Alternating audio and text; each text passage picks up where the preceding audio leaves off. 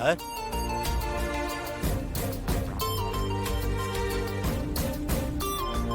யாருக்கா இவரு? இவரு மேனேஜர். வாங்க மேனேஜர். என்னாச்சு, ஏதோ நேர்ல பேசணும்னு சொன்னீங்க? சார், ஒரு முக்கியமான விஷயம், அதை சொல்லலான்னு தான் வந்தேன். நீங்க கல்யாணத்துல பிஸியா இருந்ததுனால சொல்ல முடியாம போச்சு. அதான் நேர்ல சொல்லிட்டு போலான்னு வந்தேன். பரவாயில்ல, சொல்லுங்க, என்ன விஷயம்?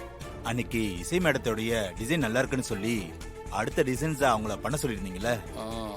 ஆமா, அவங்க டிசைன் அனுப்பிச்சிருக்காங்க. அதை பத்தி அடுத்த பில்டர்ஸ் மீட்டிங்ல பேசலாமே. சார், நம்ம கவர்மெண்ட் ப்ராஜெக்ட் டெண்டர் கொட்டேஷன்லாம் கேட்டிருந்தாங்க இல்லையா? லாஸ்ட் டேட்டு டெட்லைன்ல இருந்ததுனால உங்களை கேட்காம நான் அதை அனுப்பி வச்சிட்டேன் சார். பரவாயில்ல மேனேஜர், அதை சப்மிட் பண்ணது நல்ல விஷயம்தான். ஆனா நம்ம ப்ராஜெக்ட் பத்தி அப்டேட் வரவே இல்லையே. அது மோஸ்ட்லி நமக்கு கிடைக்கவும் கிடைக்காது. சார், அதை சொல்லிட்டு போலான்னு தான் சார் நான் வந்தேன். நாம அனுப்பி வச்ச டிசைன்ஸ் எல்லாம் பார்த்ததும் செலக்ட் பண்ணி நமக்கு ஆர்டரை கன்ஃபார்ம் பண்ணிட்டாங்க சார்.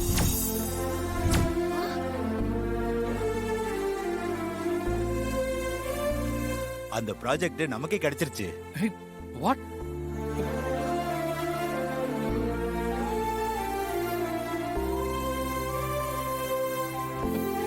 என்னங்க சொல்றீங்க சார்? எத்தனையோ தடவை இந்த டெண்டருக்காக நம்ம எவ்வளவோ அலைஞ்சு கொட்டேஷன்லாம் அனுப்பி வச்சிருந்தோம். ஒரு நாள் கூட செலக்ட் ஆகல சார். இசை மேடத்தோட டிசைன்ஸை பார்த்த உடனே நமக்கு ஆர்டர் கிடைச்சிருக்கு சார். இந்த மாதிரி டிசைன்ஸ் எல்லாம் பார்த்ததே இல்லைன்னு சொல்லிருக்காங்க. இந்த ப்ராஜெக்டோட மதிப்பு எவ்வளவு தெரியுமா சார்? 500 கோடி. அப்படியா? ஓ,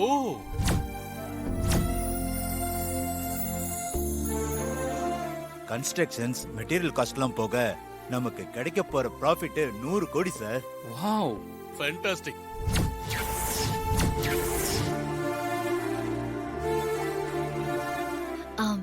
ஸ்ரீஜா, இப்ப பாரு, நீ வந்துதான் இதெல்லாம் நடந்ததுன்னு நான் பில்டப் கொடுக்கறேன். அத்தை, ஸ்ரீஜா அண்ணி 1 கோடி கொண்டு வந்தாங்கன்னு சொல்லி அவ்ளோ பேசுனீங்க. இப்ப பாருங்க, இசை அண்ணி 100 கோடி கொண்டு வந்திருக்காங்க.